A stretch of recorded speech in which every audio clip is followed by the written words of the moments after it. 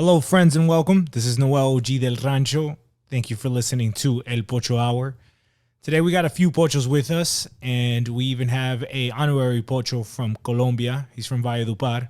I'll let you guys go ahead and introduce yourselves. I will introduce myself because I'm the new guest.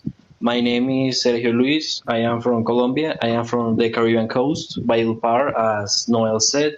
I am 18 years old, law student, and I think that I can get very well with these Mexican guys.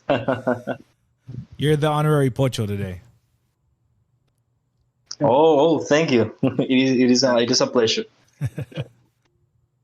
All right, it's your boy Rico right here, from Durango, living up here in Califas for now. I've been on the show once, and I'm happy to be here again. Yeah. ¿Qué onda, raza? It's Ponchillo. Back again, second time. Duranguense living Califas. What's up? All right. So I guess the topic that we want to kick off with today is a little bit of what we've been noticing lately. I think the Latinxer is an obvious issue amongst Hispanos all over Latin America, but obviously in the diaspora, they seem to be very loud. But there's another strain of Latinxer, which is like his evil twin, a reflection, if you will, and that's the Pickme, which we did touch on briefly last time we chatted. So the Latinxer carries water for, let's just say, the blacks, right? The Latinxer is your bleeding heart liberal who takes the line that, the Spanish are bad, they were evil, they're a white oppressive regime. Catholicism is a religion of conquest and the patriarchy. And the Pickme sounds kind of more like us, maybe in 80% of things or 90% of things even. But the difference is that the Pickme is actually seeking to carry water for the white gringo. And you saw some of that today. Pygmies are worse of a threat because, like you said, 80% of what they say is going to sound like what we say. The only difference is where and say we want to be on our own. These fools want to go over here be the Zambos for the Gavas. You know what I mean? Exactly. Well, I think I've seen that the Pickme has been around a lot longer than the Latinxer. Because you know that the Latinxer, I think, really emerged after Trump's election and with, the right, I guess you can say the conservative movements that were kind of popping up across the world. But I noticed that the Pickmes were around like a lot before that. And they were I think the Pickmes are more of they try to erase their culture and ingrain themselves with the Anglos, like their worldview. They want to kind of, what's the word that I'm looking for? Submit themselves to the white man and American culture. Assimilate, really. We used to call these fools nopaleros back in the day. Exactly. Yeah, exactly. No, but I've noticed it pretty much ever since I was a kid, and I think you can honestly notice it. It's really like the ones that are like more, I mean, it's not a bad thing, but they're more ordered and more, they're not as out there as a Latinxer is, or like, trying to throw themselves at the black man, And to add on to that, like it's a trend that you see, especially in today's times when there's the youth, right? There's this the two sides, right? That one side goes to the progressives and the other side goes to like these conservatives and also other radical ideas. So like you have the Groyper phenomenon and stuff like that that's evolving on the internet, on the social medias. And an interesting thing is that, go ahead. I'm sorry. No, I just say I think they do it just to be edgy, to be the response to the Latinxer, and it's weird. It's weird seeing both of them kind of like fight each other, but they're both kind of. They're both false dialectic. They're both resulting in actions. the same thing. Yeah. Yeah, and it's a shame too because a lot of these are self-hating Hispanics basically, that they're ashamed of who they are and what they represent. Either they have a lack of it, or because they're already in these like little tight knit like circles where they're just kind of trying to kiss up to the Anglos basically. Yeah, it seems like there's a lot of shame, and the prevailing view is that we would be better if we were just whiter. And I think the latent majority of Hispanos and what we're really putting a voice to is again the big chunk in the middle that's usually too quiet or too busy to give a fuck or state its opinions.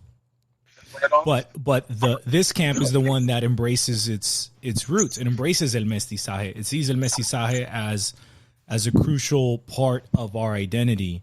And there's no shame in our Indian or black roots, right? Because that's the African admixture is the third kind of admixture, right? It's not just Spanish and Indians, but there's also a lot of black admixture, and most of it is you almost can't tell in most people, but it's quite prevalent. But the counterpart to that is the Latinxer who feels ashamed of his Spanish heritage because he's been ingrained with the black legend that the Spanish were these evil rapists, thieves, and who destroyed the Indians' culture. So we are the camp who doesn't feel shame of any root. We recognize we're as thankful for our Spanish blood as for our Indian blood, and our black blood if we have it, or Arab blood or Asian blood, whatever other admixture has gone in there, because we recognize, well, it's all a gift from God. You know, God gave us these ancestors. God gave us these, and He gave us His blood for a reason. And so there's no shame. And Latinxers have a problem because we don't have shame, again, in the Spanish, and the Pickme has a problem because we don't have a shame in whatever other blood we do carry. We recognize that it forms us as we are. Noel, about that, I would like to talk about the Pickme phenomenon. As Juan said, it is very old. You can see that a lot of political leaders in Latin America, or moreover in the 50s, 60s, and 70s, sold out to American companies, to American interests. I am going to name people like David Rockefeller, United Fruit Company, that they were in detriment of their own people, of the peasants, but they gave in because of money, because of corruption, and they wanted some properties, or they wanted to establish some political power.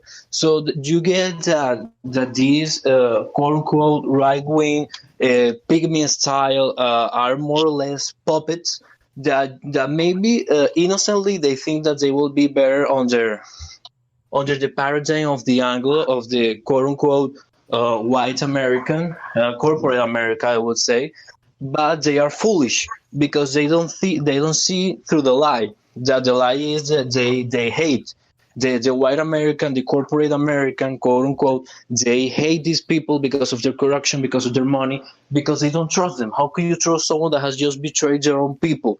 They are going to do it to anyone else.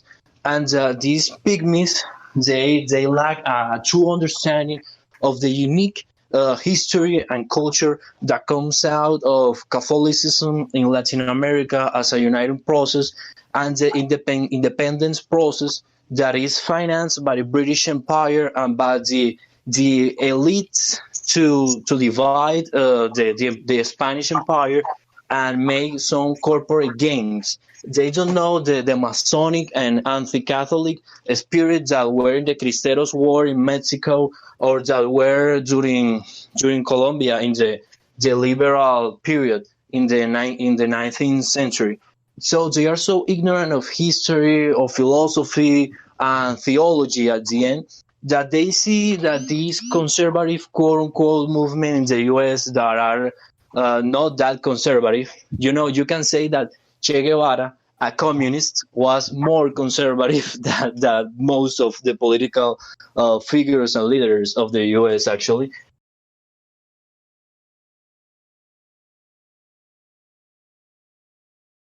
So you can see that these people, they just want a trick. They are being tricked by some cheap thrills to keep them going and supporting. Right. You touched on El Che, and El Che, it's funny because a lot of people reject El Che because he's a Marxist. But if you talk to, kind of hardcore Marxists, they'll say that El Che wasn't Marxist. They'll say he was a Guevarist. And the difference is that El Che embraced el mestizaje. He saw that as a part of our identity. Whether his politics were off or not, that's for another conversation. But ethnically, he embraced it. And you would notice that El Che would reject both the Latinxer and the Pickme. But another thing that was touched on is really what's the background of the Pickme. And I think you hit it right on the head when you said that it's really the treasonous criollo class who's kind of the forefather of the Pickme. The criollo class during the so-called wars of independence really strove to be Anglo or strove to be French. They're the ones who really brought in more racial tensions that actually existed before.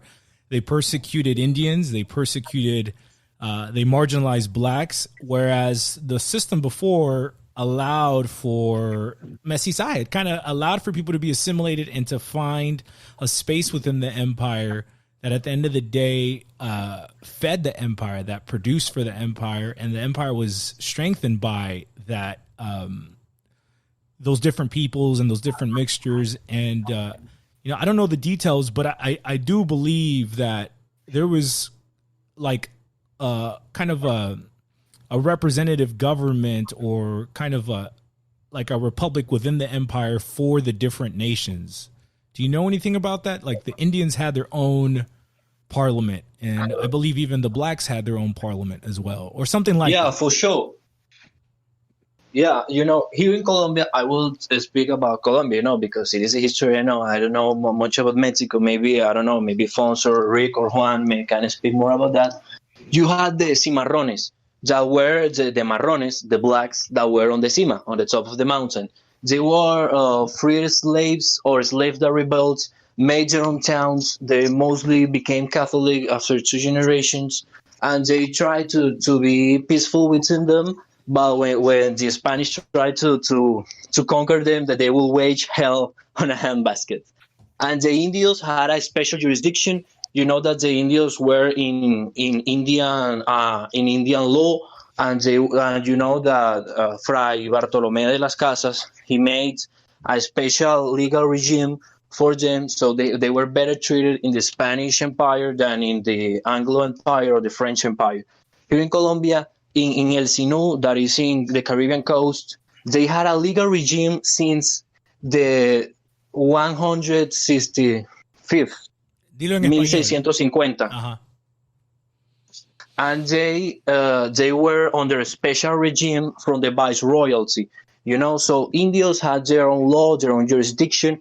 Blacks had their own jurisdiction, and the rest, mestizo and quote unquote white people had their own regime, all under the king. Right. So they all had a voice, both politically and economically within the empire, which is really interesting to think about because all that was done away once the criollo regimes took over. Yes, sir. Now, I would like to hear what happened in Mexico. I believe it was the same thing in New Spain. With after the independence, or no, before the regime of New Spain during the viceroyalty, the system worked exactly the same. I don't know if you guys know much about. Well, I could touch on that. Like, there were natives that were given a lot of special privileges after the conquest of New Spain. So the Tarascans, right? These were they were basically a state, right? Because they weren't really as tribal as like the Northern American Indians, right? They had rudimentary, I guess, like ancient style civilizations. Yeah, no, they were much more developed. They were developed polities. Yes, and they basically, the natives that allied themselves with the Spanish against the Nahuas, the Aztecs, at the end, a lot of them were given titles of nobility. They were granted land. They were given special privileges in the empire in exchange for their help of the conquest, basically, of their loyalty to the crown.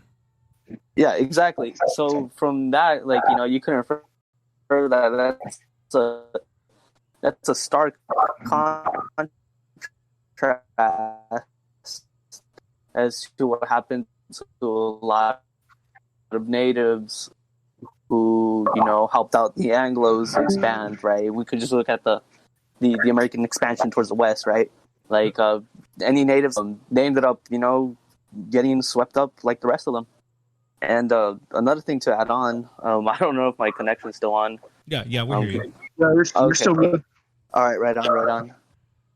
Another thing is that, like, you can look at the Seminoles. They were basically a tribe of escaped slaves and natives from Florida that they mixed together, and they basically resisted the Yankee expansion into their lands, right?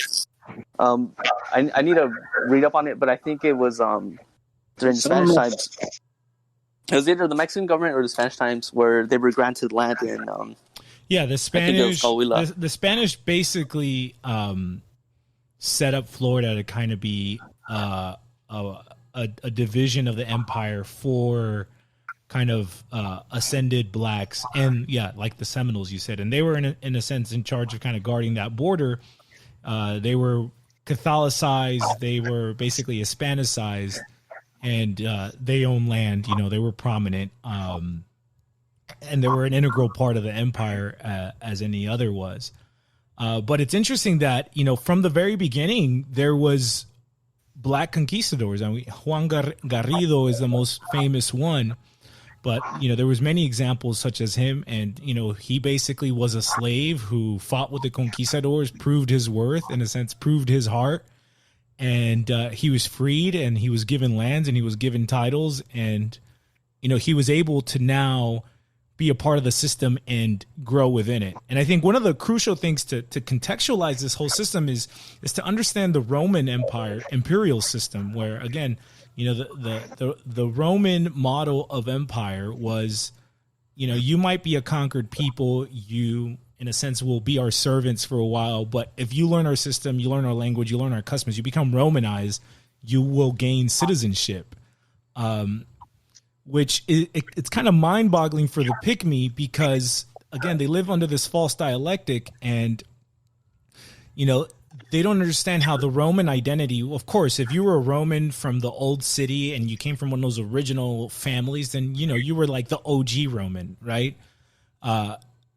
But also, right. But even beyond that, it was all the other people in the empire who, in a sense, proved their worth, proved their Romanitas, became citizens, and they were just as much as the identity was civilizational. It wasn't just racial or ethnic, it was civilizational at the same time. And the Pickme, being a product of really the Anglo world, they have a problem with this dialectic of the one and the many, right? And we touched on it earlier, it really comes from theology. It really is rooted in the concept of the Trinity, where you have three in one, and then the concept of Christ's two natures, where he's both man and God, and those two things aren't in a tension with each other. And so you could be, a Indio or a Black African, but at the same time, you were an Hispano. You were as much a part or subject of the crown as anybody else. And people thrived. I've one of the reasons why I've kind of taken a while to put more content out is really because I've been like bogged down into study and really going through first accounts and going through like the academia in Latin America today that's really taking this stuff apart, and they're going through the documents. So it's not anecdotal evidence. It's really, they're looking at wills and testaments and marriage documents and birth certificates from churches, from the 15, 16, 1700s. And it's proving that these people, thrived within the system. There was Indios of noble blood who had white pages, right? A page was like an assistant boy who carried your gloves and your sword. And there was Indios who had white pages. They had Spanish boy pages basically carry their gloves for them. And these are the things that, again, have been kind of kept from us, partially because of the Black legend and how it benefits the status quo of the Anglo world empire. But really, it also comes from the Criollo class, who gave us this scam of these quote-unquote independence who had to portray the previous regime in a bad way.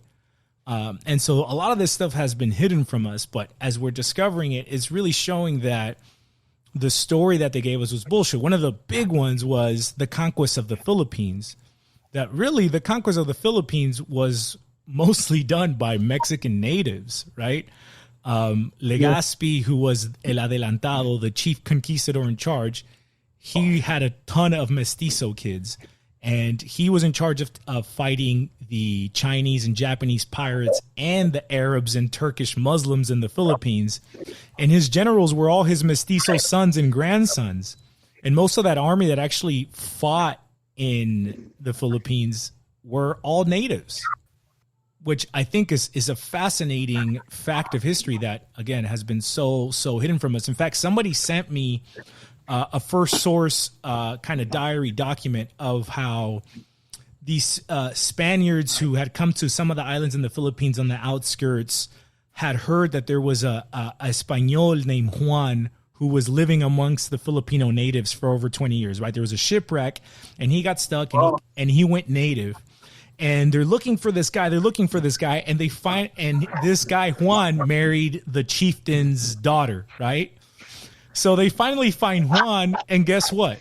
Juan isn't Espanol. Juan is a native from Mexico. And there's just so much of this stuff coming out. And, you know, obviously we'll be exposing this as it comes out. But it goes to show that these racial dialectical tensions didn't exist, right? El Español, when El Español talked about la raza española, it was really more of an ethnic concept. He wasn't talking about skin color like a modernist gringo-sized person sees it. He didn't consider a Swede part of his race just because he had light skin, right? His raza was the Españoles, and of course there was affinity with other Mediterranean, Latin-descended people. But the raza española was the Spanish ethnicity, which itself, again, was also very mestiza. But when you present this stuff to the Pickme, he has issues with it. He rejects it. It seems to piss him off when you put something like this forth. They'll say, "Oh, you're a globalist," or you want to make everybody the same. They go into, again, they jump into this dialectic. Also putting beer in a wound for him. They don't like you, man. They want to LARP out the Spanish guy. You know what I mean? Yep, and those are the worst ones, you know, because oftentimes they're brown as heck, you know. Yeah, you had said it was like the based brown dude, you know, like they want to be the base brown dude for the white dude. Yeah, and you see it during the riots, we talked on the previous podcast that I was in about how, like, you know, Hispanos were the ones that were, you know, putting in work, right? And, like, you know, like you'd see like these tan dudes, like, you know, basically doing the work that gringos can't. And on Twitter, you'll see like a lot of replies, like these types of like, you know, these Anglos, they were all saying, "Oh yeah, Castizo futurism," but, like, you know, they're not Castizos, man. They're mestizos, or they're Hispanos at the end of the day. But it's that point that they don't want to accept that, you know, that, like, oh, maybe white isn't the end game. You know what I mean? Like, it's not the it's not the defining factor. They show their racialism where we'll accept you guys if you're 3/4 Spanish. Yeah. You know what I'm saying? It's like they're still sticking in that racialism. And I saw this one meme that pissed me the fuck off. That was like, it was like the BLMers where looks like we had somebody join us. Say what's up. Hey. Joe? Who's back? Yeah, Lil Joe Punches. Joe, why don't you introduce yourself to the podcast here? Oh shoot, this is a podcast? Something like that, man. It's just we're just recording right now. It's the Pocho hour. Okay. What's up, everybody? My name is Jose Luis. Joe is what I tell the white people because I don't like the way they say Jose. Jose. Jose. I have the same issue because my name is Noel, right? It's very masculine. But when you deal with Anglos, they say Noel or they say Noel. But I'm like, my name is Noel. No. But Joe, you're from Texas, right? So that's interesting. You're going to bring in a Texas perspective for us here. Why don't you tell us a little bit about yourself, about your background, so we get an understanding of who you are? All right. Well, just a short background. Born and raised in, born in Houston, Texas, but raised in the Rio Grande Valley, which is at the southernmost point of Texas. And raised here since before I could remember. So we moved down here while I was like less than a year old. And so the area that I live is predominantly Hispanic, Roman Catholic, and it's pretty unique from everything else that I've experienced and all the places I've visited, even in San Antonio, even from somewhere in San Antonio, right? Most people think of that as South Texas, but even that for me, from where I'm from, I consider that like North, and I consider that a very diverse culture with Black people, white people, Asians, and all that. Because down here, it's nothing but Mexicans. But even then, when I visit Mexico, there's a sharp contrast between what I experience across the border and what I experience here, even though I live only 10 minutes away from the border. So being in Vayuco is something really unique, man. And it's really cool because it really is no place like the Valley, Right. from my experience. And historically, because basically Mexicans were ethnically cleansed in Texas, in California as well. But did it kind of stay Hispano, or was there a moment where they were kind of purged and then they came back? From what you know. Honestly, I'm not too aware of that. I'm not too sure about that history. Right. Well, we'll put it on the notes here, and we'll dig into that. What we're talking about, Joe, is the theme of today is the Pickme. The Pickme is the counterpart to the Latinxer. The Latinxer, again, is trying to be like, oh yeah, we're oppressed. We're basically like Black people, but lighter skin, and we were oppressed first by the Spanish, and then, Catholicism is the white man's religion. The Pickme coincides probably a lot with what we think and say and the way we see the world. But the subtle difference is that the Pickme basically is carrying water for this white identity, and he strives to be accepted by whites. He strives to be integrated and assimilated into white culture as opposed to staking his own paradigm. Uh-huh. Do you have any experience with that in South Texas? Is there any do you see that down there? From what I see online, apparently the county that I live in is a blue county, which is it's strange because all the counties around us are all red. So that's always been strange to me because even in my circle, we're all pretty conservative. But yeah, I see a lot of Latinxers and all that online. Do you see Hispanos trying to be white and kind of whitewash their Mexicanism? Yeah, like my generation. So for context, I'm 23. Mm-hmm. So people around my age, I do. But I mean, my dad, his friends, my mom's friends, they're around 40 years old, 50 years old. They're all pretty, conservative, since the Mexicans are naturally conservative, I think. And so they've retained that. The older generations still do, I would say, among Texans. But it's more the recent generations that spend more time online. The Groyper generation, or Zoomers, basically. Yeah. The Zoomer generation. They're the ones who I do see more of that. Even among my generation, there's kind of like a split, I think, when it comes to people in my age group. You have the half that are conservative, and then you have the other half that are more liberal. And it's interesting to me because I feel like it's more of the ones who come from the DF, the capital of Mexico, who live here now, that are more liberal than those who were more born and raised here in this area. I feel like the ones who are born and raised here are more conservative. We them cowboys. That's what I'm saying. They're Vaqueros. That's our mascot down here at the local university. Right. So the Pochos are more Mexican than the new Mexicans that are coming in. Yeah. That's perfect. Yes, What exactly. I wouldn't say that's I could see that because especially like a lot of Texan culture, right? It's rooted in the days of like the old Mexican borders, Like you see it like today with like the Western wear. Like it started out with like the the Mexicans there, and then a lot of the Anglos adopted it, and like that's a pretty cool thing. Like I like it that's like so widespread now. Right. But you want to know? So when I say conservative too, here's the interesting thing because now thinking about it, when you say acting like they're white, you do get kind of that feel, because some of the Mexicans here who are conservative, they take upon themselves that cowboy culture, right? Quote unquote cowboy. And a lot of them want to go into the law enforcement and be state troopers. They want to be border patrol. They're those stereotypical, like, build the wall, keep, if they cross the border illegally, they're illegal, right? So they still do see themselves distinct from actual Mexicans being Texan.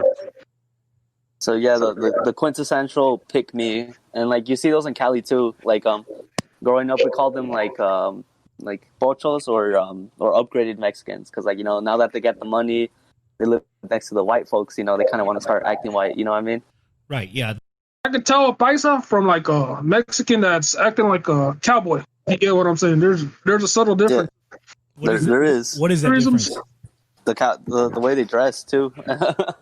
Like it's like there's a difference between a paisa who wears like the cowboy hats, because like they vary from state to Mexico, right? But like they dress in a way that's like more like, I guess, authentic, and then the one that the cowboy one seems like the consumerist version, basically. Yeah, they're wearing the Ariat, the big boy brand, fucking like hats and all that stuff. There's subtle differences, but you can tell when you see it enough, Well, growing up in LA, like I did notice that, because there was a pressure here that they really tried to assimilate the Mexicans that basically got left over after the Mexican-American War. So there was pressures here to assimilate. Like Spanish was banned; you weren't allowed to speak Spanish, and really the first wave of Mexican immigrants who were around in the 70s and 80s, they really felt more pressure to assimilate. And you'll notice that those people, most of them don't even speak Spanish. And then obviously their kids weren't going to learn Spanish, or their Spanish is extremely, extremely broken. So there was a pressure to kind of blend in. They couldn't embrace that Mexican root as maybe the immigrants who came in later, which I was more a part of, right? My mom came here in the late 80s, mid 80s. And so we were able to kind of push that back. But early on, there was that pressure where, you went from Ramirez to Ramirez, right? And you really weren't allowed to pronounce things even in a Spanish accent. So that's kind of a precursor to the pick me mentality.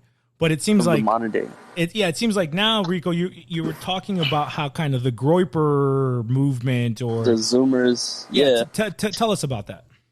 All right, right on. So, like you said, like the precursor, right, or like the OG version, if you will, of the Pickme Mexican was like I guess like you could say like the boomers, right? That they try really hard to be white. They change their name. They say that they're white just because they're light skinned, but they have like last name like fucking Lopez or something like that, right?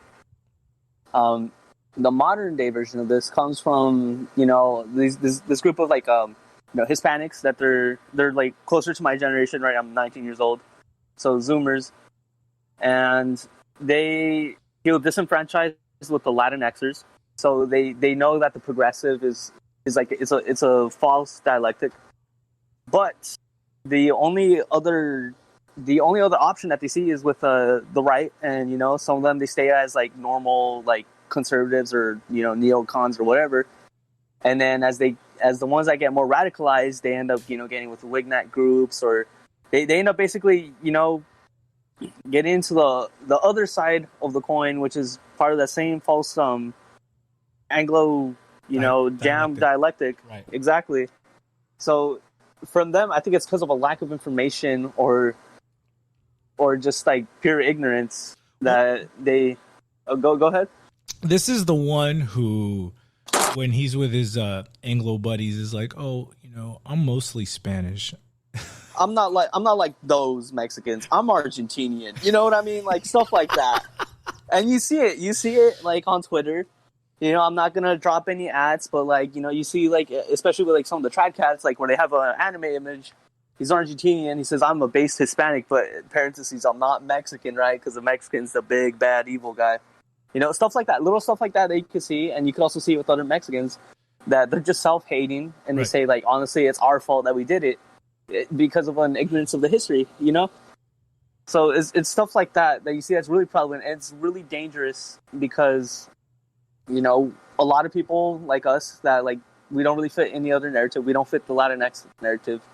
When we try to look for information, the stuff they say reflects, you know, has some truth hidden, but it's so based on that the whole Anglo version of the Anglo view on race that they end up just getting swept up and they end up drinking the Kool-Aid, basically. Right, and it seems like the Groyper movement is the only counterpart that they can cling to. So what that tells me is that it's very important, this labor that we're doing, because what it's proposing is that, well, if there was another voice, if there was another frame of thinking, then maybe they wouldn't necessarily have to adopt and fall into that false dialectic where I'm definitely not a Latinxer, but because there's nothing else, I have to kind of hide my Mexicanness and try my best to blend in. And now Mexican kind of becomes a bad word, right? Mexican is like the new Indio pata rajada. Mm-hmm. And like you could see like the head of like the self-proclaimed like Groyper movement, the Nick Fuentes, you know, he has a Hispanic surname, and I know there's a controversy. I didn't look too much into it, but like I think his dad's like part Hispanic or something like that, you know. So it really reflects that the fact that like their figureheads are also just like bona fide, you know, Pickmes, basically. Right, and that managed to, you know, hide it better because they're güeritos, you know. Right. You mind if I jump in here real quick? Yeah, please. Yeah. Well, you know, one way that I see it now is they're literally Pickmes. I think they've become fully Americanized, and they identify more with, you know, the culture of America, which is, you know, I guess you can say multiculturalism. They like rap music. They like you know, they're ingrained with American culture. They see the shows. They see, I guess they see that in them, and I feel that they feel threatened by the Hispanos that are coming into the country. I feel like they feel that they're trying to take their place, and I feel that they feel threatened, and they feel like they're trying to be pushed out by them and stuff. Like they want to be the token brown. They want to be the Mexican. They want to be the base brown dude. Exactly. Yeah, and especially in Cali, right? Because, like, you know, you have the hip-hop culture and all that, you know, especially me being up in the NorCal, in the Bay Area. You know, a lot of them, they in the urban areas, they end up with the Latinxers, which is, you know, another type of Pickme, but they're shilling out for, or they're selling out for another camp, basically. No, but at the end of the day, it's the same. Go ahead. What I'm saying is that they're like fully, like in American culture, like they celebrate the 4th of July, they fucking celebrate Memorial Day, shit like that. Like they try to be white. They try to like lose their identity as much as possible. Their ethnic group. They, you know, so they shit on it as much as they can. So they try to distance themselves and, you know, try to be like, oh, I'm like you, just like a different skin tone. You know, it falls into that gringo narrative. No, exactly. And a few weeks ago, I had this talk with like a wignat, or he was a self-proclaimed wignat or whatever. You know, he had like the anime profile picture with the skull mask and all that. And, you know, I through the interaction, I ended up finding out that this kid, you know, he's Mexican, but, you know, he's Americanized to the sense that he doesn't speak English and all that. And he's like, you know, he's shitting on Latin America. He's, you know, saying all the tropes that you hear from these wignats, right? I feel like he's a white boy. And the sad thing is that, like, he's never going to be white enough for them, you know? Like, once they find out that he's part, It's always the like the second or third generations that are these Pickmes. They lose that Hispanidad. You know, the going to church, spending time with family.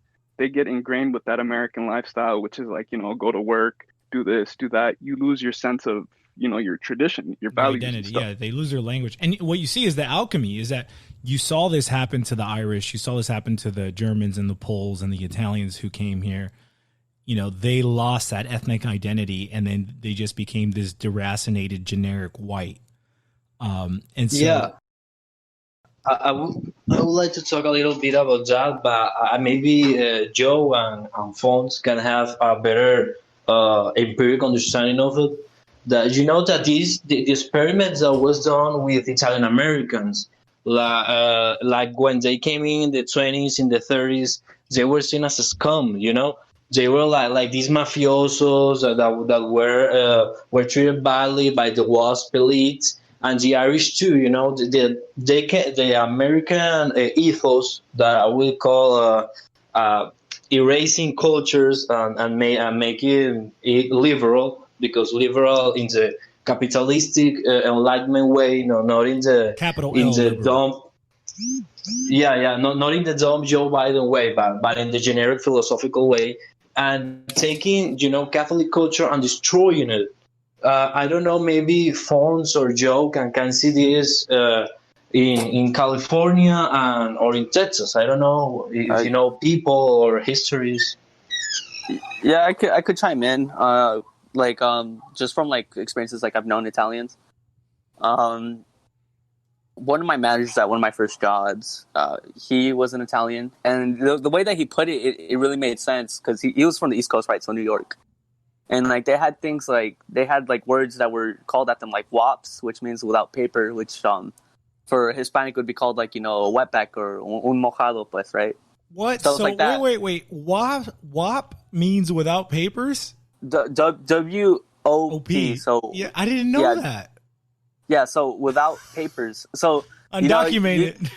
Undocumented stuff. So, Italians were basically the proto Mexicans. The way that he put it, he says like, yeah, like, we weren't seen as white until now, and pretty much the same thing that happened to us is happening to you guys right now. And I said, oh, that's interesting, right? Mm-hmm. And it is kind of true because like you do see, especially now with a lot of the Pickmes that are benefiting from Hispanos that they would, that they were shitting on like a few weeks before, like the whole riots and all that, putting in work, being the based, Aztec or Castizo warrior fighting these brown people, these blacks, Right. So it's an interesting thing that we're seeing, and I think it's beginning to take wind, in this current time that we're in.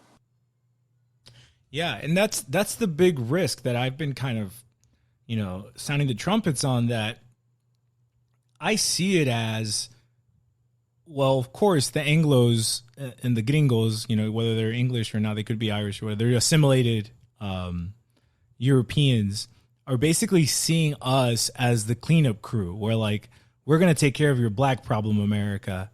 And that's a big risk to me because, for me, again, because I don't view the world as these dialectic racialist worldview that the Anglos have. A black from Cuba is not a black from South Carolina, right? Genetically, culturally, they're not the same. Just because they share a certain percentage of melanin in their skin doesn't make them the same. And so to put us in a position where, we're going to take care of your black problem, America, now that brings in racial tensions to our world where that never existed. And obviously the left is the Latinxers are sounding off, where now it's like there's like Afro Mexicans, and I'm like, when has that ever really been a thing? Like, most of the people who have African admixture in Mexico, they don't even look black. They just look like dark Indios, But again, they're putting us in a position where we're going to take care of their problem for them. And then what? And that's really my question. It's like, okay, let's be the cleanup crew for you guys. And then what? Like, and then we're going to get a seat at the table. They want to do what Europe did to the Polish, basically, where they utilize the Polish and they just let them, the Soviets take them over. That's yeah. And also, like, I got Polish homies up in Chicago and stuff like that, and it's basically. Rick, you went into mute. Okay, where was I? You were talking about the Poles. Okay, yeah. So the Polish people, right? They're like, you can see it in the UK, and then you could also see it here, or they're basically the Mexicans of Europe. They go over to the UK and they're basically, doing these plumber jobs, and they're looked down and all that, right? And it's something that kind of like brings into question the whole idea that like these pan Europa, Europa with the capital V, people that they say that like, oh yeah, we're all white, but then it just goes down to like, no, not really, because you guys are looking down on these people as like they're less, Yeah, So that's what that what they reminds me want of. us to be. They want us to be the house nigger. yeah, Is really what it is. totally. They Yeah, like literally, it's like if you could take care of these people for us. will give you a seat at the table. Exactly, and it's a shame really, because you're giving up your dignity as a culture, as a person also, to be able to be with people that don't really like you to start with, For what you are, that's right, exactly. And that's the false presumption that you're going to be accepted, but you're only going to be accepted as a second rank white, right? You're not. And the thing is, you see this with Anglos. I actually have a lot of exchanges with Anglos in England, and many times they've admitted like, well, Slavs aren't really white, Meds aren't really white. The real whites are the Northwestern Europeans, the Germanic, Nordic Europeans. Everyone else is kind of a white with an asterisk on it. And then they look. Why do they look down? Because of just the history of just different peoples coming through those lands and the mixtures, right? They say, "Oh, you guys are all Muslim rape babies." They tell the Iberians, "Oh, you guys are Muslim rape babies," and then they tell the Latins here that we're Spanish rape babies. Right. So it's that concept that they have, like that whole smug sense of superiority, because white, it's something that they trademarked for themselves, really. Exactly. And it's sad to see the Pickme trying so hard to be a part of that club, where it's like you're throwing away an ancient legacy, because again, the Spanish Empire was an iteration of the Roman Empire, a Christian version of the pagan Roman Empire.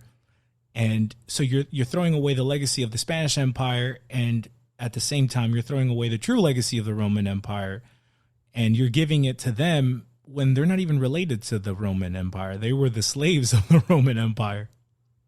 Yeah, that is the crazy thing about it. When you see that the British, the Anglo elites, like the Queen, we are part of the British Empire. We have the Roman tradition, but they hate on Italians, hate on Spaniards, hate on French. And you're like, dude, you can claim to be part of the Roman Empire and then hate on the actual descendants of the Romans.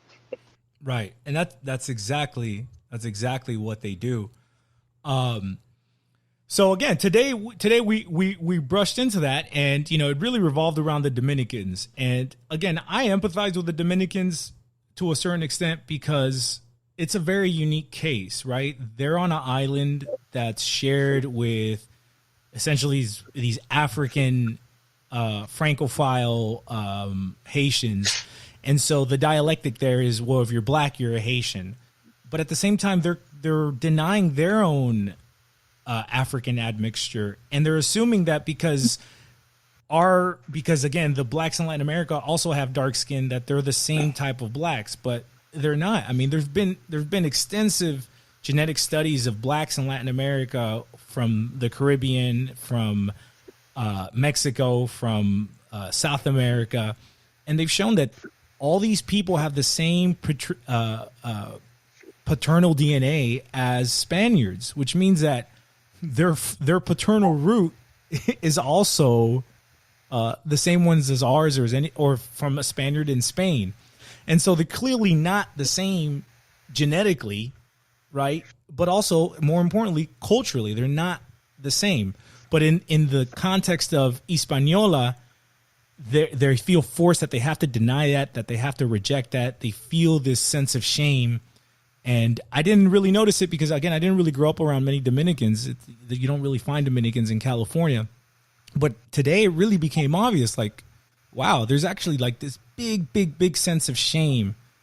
And to me, it's a little heartbreaking. It's a little sad because, again, it's rejecting our true legacy as the Spanish Empire.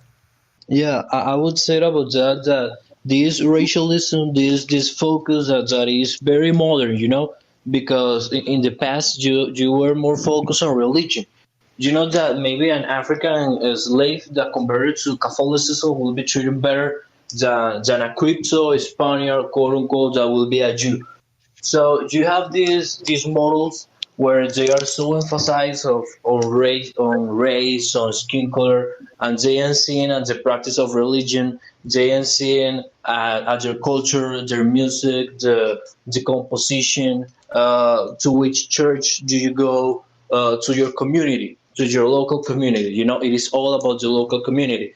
Do you meet with your neighbors? Do you eat with them? Do you have a common language? It is religion makes up for culture. Your religion tells you that you can eat pork or not eat pork. That you're going to meet up with your neighbors at your local parish. That you're going to speak certain languages on an area, but they don't see it. They just see it like. Well, tell us a little bit about that, Checho, because tell us about your personal background, your mixture, and how that plays a role within the context of Colombia. Because I think that my wife is from the same region as Checho, and I think that's really interesting. From what I know, I am a mixture of Portuguese, Spanish, mostly Basque, and from people from the Congo, Central Africa. Bantu. But maybe a little bit, yeah, Bantu power. So we have this context in which the Indios they are not hated because they are Indios, but because they are thieves and they are liars. Because other Indios like Arhuacos, Cancuamos that come from La Sierra and not from the desert like the Wayu, they are good people. I have eat with them, I talk with them. They don't rob me, they don't try to lie to me. You can have a drink with them. They are very friendly. It comes from more of an attitude towards people. The mestizos in La Guajira that are mixed between the Wayu and white people or black people. They hate the full-blooded Indians because they know they are thieves and they're tricks. Right. Well, so it is not. Tell me. No, it's interesting because to give you guys context, La Guajira is this region of Colombia that really was never fully conquered, right? It's kind of like the Yucatan or southern Chile, where basically the Spanish fought them forever, and at a certain point, the Spanish were like, okay, just let them kind of have their own space. And so the Indios in the Guajira are very bravo, and they've never really accepted the Spanish system fully. And so the dialectic there is Indio and Wayu or non-Wayu. And you yourself, you said you're a mixture of Portuguese, Sephardic, Spaniard, and black, right? Yes, sir. My grandma was from there. My grandma was very white, and she hated on them. Right. But you don't necessarily have this hang up of it or this sense of shame for having African blood. Yeah, I don't feel any trouble with it. I always show with proud that my granddad was a black man. There are some people try to shame me. Oh, you are being racist because you call people negro or negrito. And I tell them, nigga, my granddad was a black man. How can I be a racist? Right. You embrace that. Where, again, in the Dominican Republic, you almost can't embrace it because then you're saying, oh, well, like I like Haitians or I want the Haitians to come here and there's no big deal. And so, again, that's what's interesting about the context of Dominicans, where it's like they feel more pressure to hide that, assimilate, or feel ashamed of their blackness, which I guess kind of sucks, It's just, but again, it's a unique thing within the Dominican Republic. And what I was noticing today is that people are trying to project that into the rest of Latin America, where that unique tension doesn't necessarily exist. Yeah, it's a special. Yeah. It's just with them for the most part. Like, I understand why they are anti-black, but hopefully we could do something for them. It's a bad place to be in because they reject their own blackness because they see these Haitians coming in being thieves, drug dealers, or whatever. But then the Haitians basically call these fools what like sellouts, or it's like a whole microcosm of U.S. politics if you really think about it. Yeah. Yeah, exactly. And also it's like, you see it and it's a shame because the ones that come over to the United States, right, they see the American blacks, right, which are, I guess, like the same thing as the Haitians back home, Right. And they kind of just have this sense of ingrainment, and since they're seeing it from like that perspective, it just adds on to their self-hatred, right? And like what they don't realize is like, you know, you don't have to deny that, you know, you have African blood in you, right? There's nothing to be ashamed of. It's obvious, but that just you be do. aware. Yeah, like, you know, just be aware that there's a reason, like there's something, you know, in your culture, in your faith, that sets you apart from like any other fucking light-skinned person in the United States. You know what I mean? Right. You said it earlier, man, and it really resonated with me when you said, you know, adopt the civilizational stance, right? Like you don't have to LARP like you're a Nordic. You know, there is another way of expressing your pride that doesn't fall into that dialectic. Exactly. Yeah, I would say that this is a sign of imperialism, colonialism, and domination by the Anglo elites to Dominican Republic, you know? So if you take your own local politics, your own demographics, and your own worldview from the power that is dominating you, you are just a subject people. You are subjugated to the power that is over you. And if you cannot see something deeper, like philosophy, culture, history, and how this is built on and materialized when you go into church, you having kids, getting married, talking with your neighbors, making deals with your own local people, and building, I don't know, music, or having this metaphysical aspect of culture, then you are so lost in the superficiality of American politics. You are just seeing race as another product, not of a metaphysical aspect of the human being. Right. So to bring it back into the context of the Pickme, what do you guys feel? How do we heal this? Is it worth, for me personally, just to share, like, I don't really care for Latinxers. Like, I don't bother, like, let them have their own viewpoint. Now with the Pickmes, it's a little interesting again, and it's a double-edged sword because we share so much in worldview, in a sense, at least superficially, right? Like, we're not denying our Spanish blood. We're not ashamed of it. We're extremely proud of it. But at the same time, we're not going to fall into that dialectic. So how do we address that? How do we ignore them? Do we let them kind of go away, or do we try, you know, if we do try, how do we try? I think gotta do something with shaming these fools and slapping them around. Okay, no, está cabrón with these fools, you know. Just I don't. I hate the concept of the nopalero like that. To me, pisses me off more than a Latinxer, honestly. Honestly, yeah. What is a nopalero? I think you just need to take away the nopalero is the. Oh, go ahead, bro. You need to take away the like the American spirit, you know, the love for McDonald's. You gotta show that this culture is not for you. You know, this isn't for you. You know, you're not welcome in this culture. They obviously feel threatened by you. They don't want you a part of it, but you're trying so hard to ingrain yourself with it. So you gotta kind of give them a truth pill. You gotta get that spirit out of them. You know. Yeah, and the thing is that, like, you know, the nopaleros, right? Like the, you know, because the term, like, con el nopal frente, that, you know, you got the cactus right there. You know, like, you could tell you're Mexican. You know, those guys, you know, those are like the OG ones, right? The boomers. Like, for them, it's like it won't really matter because, you know, they're gonna die off, and like their kids at that rate, you know, they're already ya son cosa perdida, ¿verdad? But like, I think we should focus on the kids that are beginning to realize that the Latinxers, you know, the kids that are just basically waking up to saying, well, hold it, like, this progressive thing, you know, I don't really buy into it, you know.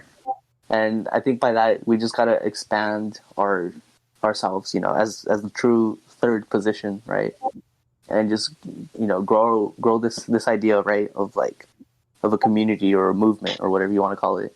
So that way they'll be able to, you know, kind of fit in. Because if not, you know, we're just going to be a bunch of strangers, and we're going to be doing our own thing, and we're just going to be, you know, swept up by the current of the times. Yeah, we're going to get split into two, and that's kind of what's happening, both for Hispanos here, but also in Latin America, where they're splitting us into two. And again, if we really embrace our Spanish heritage, we realize that we don't have to be split into two. We don't fit into the dialectic, nor should we try to. We shouldn't try to play the game by their rules. We should really recognize the game that our ancestors played. It's not like we're inventing something or we're making it up or we're reading into something. It's literally what happened. It's literally how the empire functioned for the 300 years, where it was the most preeminent power in the world. I want to add a little something. Just bear with me for a bit as I build my thoughts on what I'm going to say. Sure. So I don't think we have, like, the exact words with enough nuance to express it. So when it comes to the Pickmes, and correct me if I'm mistaken, but the Pickmes are what we're calling like the conservative mestizo Americans. Is that it, pretty much? The Pickme is he's trying. He's the one who says, "Oh, even though I look like a pinche indio from Oaxaca," but he'll be like, "Oh, but I'm French. I'm actually really French, or I'm actually really Spanish." So he's ashamed of his non-white admixture, and he feels pressure to be, basically, he wants to go down the line of the Italians and the Irish. Yeah. So I think an important distinction to make, or not a distinction, but what we get nuance is that I would say that we do share some common ground with the Latinxers in that regard, but we have different starting points. So the Latinxers, they want to say that we're purely indigenous and all that. We need to identify with that and reject our whitehood, which we would say no, right? Like that's not who we are. We are a mix of both. Whereas them, they want to choose the white side of that. Right. Mm-hmm. That's exactly right. And so they're splitting us up. Yes. Right. And it's a form of Nestorianism. So what we need to do is those are both deconstructionist approaches. So they're deconstructing us and they're splitting us up in the same way that the Nestorian deconstructs Christ's nature, and he splits them up into man and God. Instead of being both man and God, they make those two things distinct to the point that they're completely separate. But we need to take a constructionist approach in the way that we speak to these people, so that we unite both of those things and show people that this is what we are. We're both and. It's not an either or type of thing. It's both and. So when we speak to them, it's to express that idea, that we don't have to pick a side. We don't have to fall into that false dialectic that we're talking about, that Latinxers and the Pickmes fall into, but into the truth and reality of things, which is that we don't have to. We can be both. Yeah, exactly. We can embrace both, and that in and of itself is something special and profound and unique, and is something unlike what the world has experienced before. It's a greater thing, right? It's like it's synergistic, sort of synergy. Yeah, where the sum is greater than its parts. That's exactly right, and that's how I've tried to pose it. Where, the mestizaje, the principal mestizaje in the Americas is essentially you have an Indian mom and a Spanish dad, and those two things shouldn't come into conflict, because from, let's say, our maternal lineage, we're able to claim our inheritance of this land, right? Because the truth is we have Indian blood. And from our paternal root, we're able to tie into the legacy, again, that even reaches far beyond and before Spain was a thing. And so we're able to do both. We're able to claim our inheritance of this land, and we're able to claim the legacy that our fathers brought here. And those two things don't have to be in tension. You don't have to sacrifice one in order to embrace the other, which is, like you said, it's kind of a new paradigm.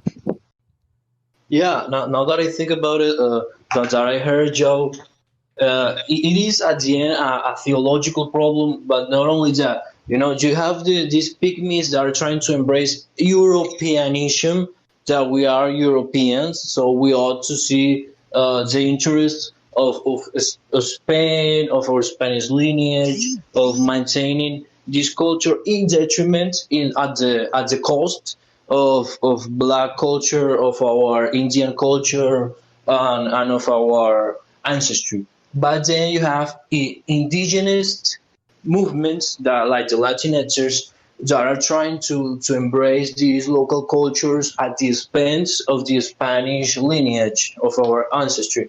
So at the middle road between Europeanism and indigenism, you have Hispanism, that it remains to us as a true way to see at these things, because we are a mixture between some Europeans, between Aragonese, Basque, Galicians, Portuguese, and between the Indians, maybe they are Aztec, Arhuacos, tons of tribes that were here, and the blacks that came in. So we don't see it in tension as you see in indigenism or Europeanism, but in a harmony, as Joe was saying. So you can see that this expresses itself in art and in philosophy in these two currents: Europeanism as the pygmy part of it, and indigenism in the Latinxer part. But we, who are better, literally, we are Hispanism. Right. And that ties into Vasconcelos and the concept of la raza cósmica, which I think some of you guys have read. That's right. Do you want to share any of that with us? Basically, just like a really like brief way of Vasconcelos is that his idea was basically that he looked at Mexico, right, and he kind of saw like the dialectic at that time, right, where it was we were like a beaten down, like kind of battered people, right, and it was his way to kind of oppose like the Anglo perspective by saying that, like, well, we're the new, the mestizo, the Hispano, basically in essence, is the new race. It's a cosmic race, and we're made up of people from every corner of the globe, and we're able to assimilate them. And well, let me switch phones because like I'm on 1%. Don't worry. Yeah, Checho, you read that book too? Of course. When I read Vasconcelos, we did a whole essay on my philosophy class, because when you see Vasconcelos, he has this concept of raza cósmica, of cosmic race, that he responds to the answer that who is going to inherit the earth. That this is a biblical concept at the end, and that it speaks about who can assimilate easily, rapidly, and have more descendants in the shortest time span. And he saw their answer in Mexico. He saw their answer in New Spain, I would say, and in the Spanish Empire. Because when you analyze ours, and he said that, we don't have the pride of the Anglo, and he put it an example of Japanese captains that were in the Navy and went to San Francisco to a party. Parties in that time were so posh and so classy. And they invited a white woman, and a white poor woman wouldn't accept a Japanese Navy captain to dance with her. It is a kind of pride, of arrogance that the Anglo has. And he talked about the American Anglo establishment. So that way you can see that he saw through the future, that this pride is going to be the one that is going to be in tension with Hispanism. Because our focus, Vasconcelos said, were not Hispanism, the raza cósmica, He said that it was a focus we had on integrating, of assimilating, of adding, while the Anglo had a concept of dividing, and not assimilating, just segregating. So you have these two worldviews that are in tension for the dominance of the world. That's how he see it. He saw that maybe Mexico at that time, you could be an Arab, and the next generation you will be Catholic, and assimilate to the Mexican population. You can be a Jew and then assimilate an Indio, a black. And he said that the problem is not to segregate, but to not be intention. I would be amazing if Vasconcelos saw more than just race and through religion that was the basis of it. But from what he knew, I think that he gave us to Latin American philosophy and to the analysis of history and for an academia, maybe a little bit literature point of view, a great way of seeing ourselves as universal, not as our local Durango people or our local Argentinian people or our local Peruvian town. No, no.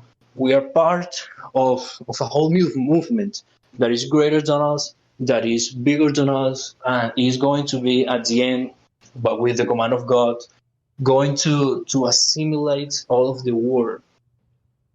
Right. He saw it on a biblical cosmic scale. And it's really interesting because in our conversation, we've revealed the theological roots of this tension. And just to kind of put some fact out there. So La Raza Cósmica was written in 1925. So it's pretty amazing for somebody like Vasconcelos to have been able to, in a sense, kind of prophesize and really see the future and call it. Because in the 20s, it wasn't obvious. At the 20s, it was like the peak of the Anglo-American establishment. Obviously it was the interwar period.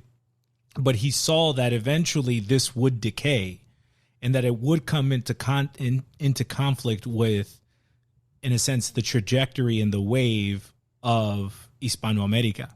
And that's amazing in the 20s to have been able to call that. And Vasconcelos was an extremely educated man. He was basically like the director of education for Mexico during this time. And he actually gave the La UNAM, the Autonomous University of Mexico, its motto, which is "Por mi raza hablará el espíritu." So the concept of raza, again, if you translate it into English, it means race. But when you're talking in an Anglo-American context, race means color. Rico, why don't you help us understand what raza means from a Mexican perspective? So, la raza, it just basically means like the term la raza, and you always hear Mexicans say, viva la raza, stuff like that. That originated with Vasconcelos' term of la raza cósmica, the cosmic race, which is basically goes back to saying that, we're all a mixture, right, of all these people, but we're able to form like this one, entity, as opposed to if you look at like the United States in its present day with all these racial tensions, right? To put in perspective, right, we've in Mexico there was waves of immigrants from the Levant, so the Middle East, and a few of them were Christians, some were Orthodox, and others were they were Muslims, and within a few generations they were all basically Mexican. They ended up just converting and assimilating into the culture, and then you can also see it today with like I remember on the timeline that there was an Asian girl, a Puerto Rican girl, right? But she was she had the Asian phenotype, right? And she was just basically explaining how no, I'm not Chinese or whatever she was saying, Korean. But yeah, I'm not Korean. You probably saw the video too, right? Yeah, cute Korean girl speaking with a Boricua accent. With the Boricua accent, yeah.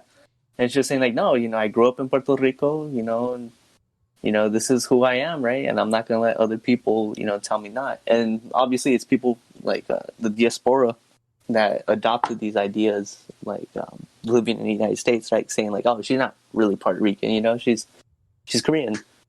And it's something I've also seen, I've seen some Korean YouTubers where they grew up in, in Mexico, and then they do their video blogs in Spanish, and they speak better Spanish to me, So it's an interesting thing, but it's just basically, sometimes I say, that's Vasconcelos at work, that's his prediction, being right. Right. And one of the things that I picked up in the exchange with some of the counterparts today was this fear of well, if we allow too many people to come in, then we're going to lose our Hispanismo. And I can empathize with that. Like, yeah, of course, no one is saying that we're going to import all of China into Latin America and they're going to become Hispano. No, clearly, let's be reasonable here. But there is a certain level or number or frequency of absorption where people get fully absorbed.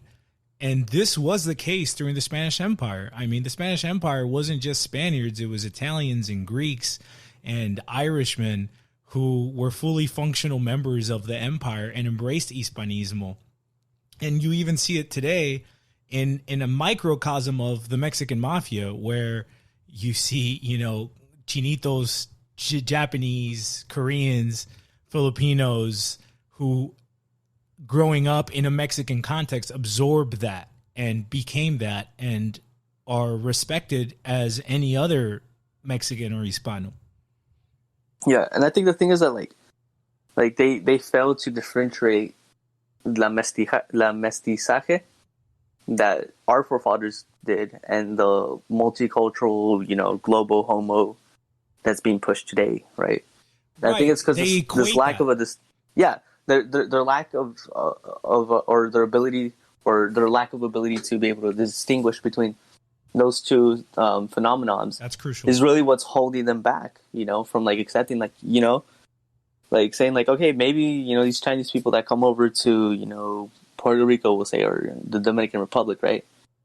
Like, there's a difference between being open borders, right, and letting them flood the island, as opposed to like gradually letting them come in. You know, they're gonna grow up. Their kids are gonna grow up. They're gonna grow up speaking Spanish like a Dominican. They're gonna eat like a Dominican. They're gonna be living next to Dominicans, and they're gonna be assimilated. And I think the problem that like a lot of these like Anglo nations that they have is like their sense of superiority and their arrogance is what kept a lot of these immigrant groups to assimilate. And the ones that did, you know, were the Pickmes. But at the end of the day, like, you know, it's Anglo culture. It's a false dialectic because it's just based on consumerism, you know? Right. It's an anti-culture. It deracinates, it kills authentic culture, which is the reason why Anglos don't have folklore, right? And you saw an expression of Anglos keeping some kind of culture, keeping some kind of ethnic identity, some kind of culture in Dixie, and Dixie was gutted. That was the last piece of kind of this pre-Reformation Anglo ethnicity, folkloric ethnicity that the North ended up just gutting and debilitating. And it's actually kind of sad when you look at it, especially now that they're taking down their statues. And, you know, it makes me think, like, if the South said, you know what, we're going to program with the Hispanos and we're going to leave you Yankees alone, they would still be the South. They would still be fruitful. They wouldn't fall into basically the destruction that they have fallen into. They could be Anglo-Hispanos, which is amazing to contemplate. Yeah, I mean, you see it in action today. Like, I think there was this girl from Texas, and she's a YouTuber in Mexico, and she speaks, you know, Spanish, and she speaks it good and all that, and she's like straight up Anglo girl. You know, she married, I think, a Mexican guy. You know, and it's just proof that Anglos can be assimilated. You know, like we've done it with Muslims, right? Like, what's to say that we can't do it with a person with a Protestant background, right? Right. That's exactly right. So let me see where we are. Okay, here's one thing that I want to touch on, which is like this label of the Western culture, which Western culture would mean Greco-Roman culture, but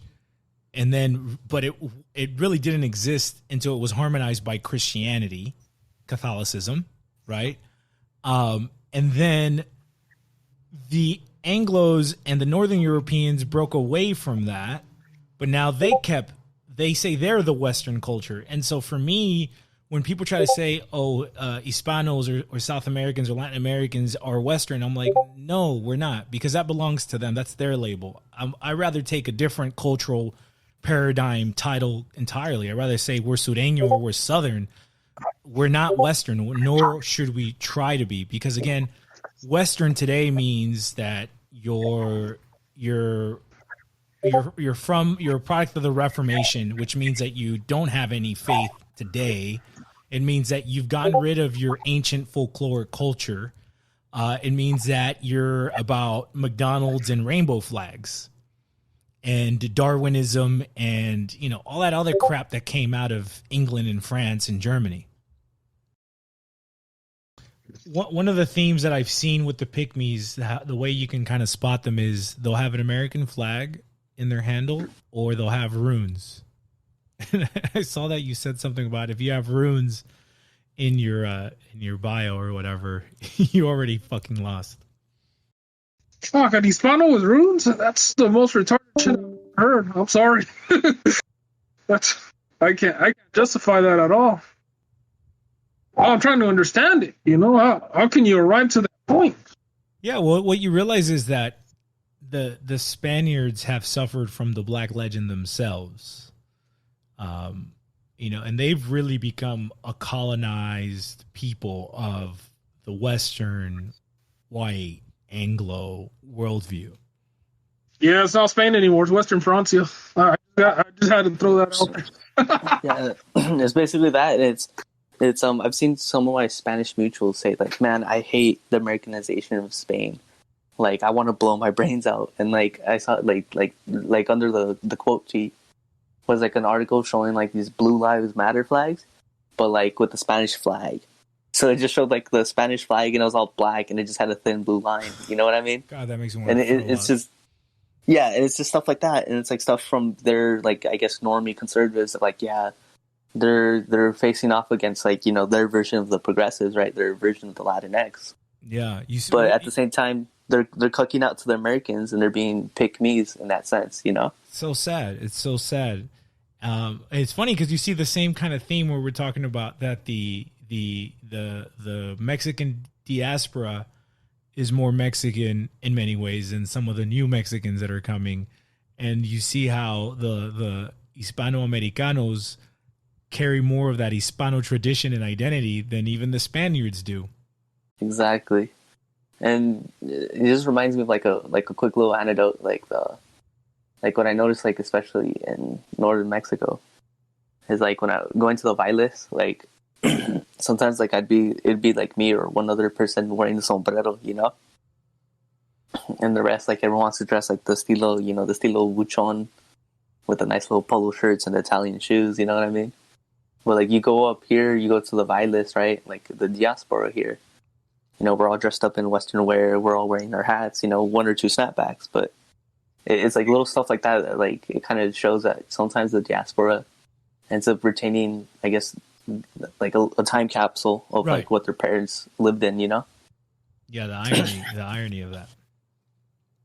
Yeah. You know, I think one person that really gets underrated, and maybe we should at some point do an episode or I'll try to prepare some notes about Cortez, because Cortez is really the father of el mestizaje, you know? He wasn't the first one to have a mestizo son, but he's really the one who kind of set that off. And in his letters, you see him recognizing that fact. Like, he knew what was coming. So I've been digging into his letters a lot, trying to piece them together. But he understood what he was setting off. And what I've discovered was about his sons. It's really interesting. So he had a son with, I think, La Malinche, or he had a son with Montezuma's daughter, right? A princess. And that son was named Martin. And you see kind of an echo of this with Arnold Schwarzenegger's bastard son. So the bastard son was the favorite son, right? There's two Martins. There's a Martin with the India, and there's a Martin with his Spanish wife. But the Martin with the India, the mestizo, he was like his favorite son, and he, you know, gave him the best education. He sent him to Spain. Martin actually became a Caballero de Santiago, which was the highest order of knights of Spain. And I think he ultimately got executed because these fools kind of got together and were trying to screw over the crown. So they played with fire and got burned. But it was interesting how his favorite son was his Indio son. And again, there's a lot of parallels with Arnold Schwarzenegger's Central American love child, where he's like the Chad. Yeah. I think you can say that he realized what he had created, and that's why he was his favorite. He saw like the marriage of the the Indios and the Spanish culture. So I think that's why he probably loved them more. I don't know. Yeah. I mean, the way I put it is, your favorite son's gonna be the one you enjoyed making the most. You know. This nigga. But it's true, you know. And people kind of overlook that. Yeah.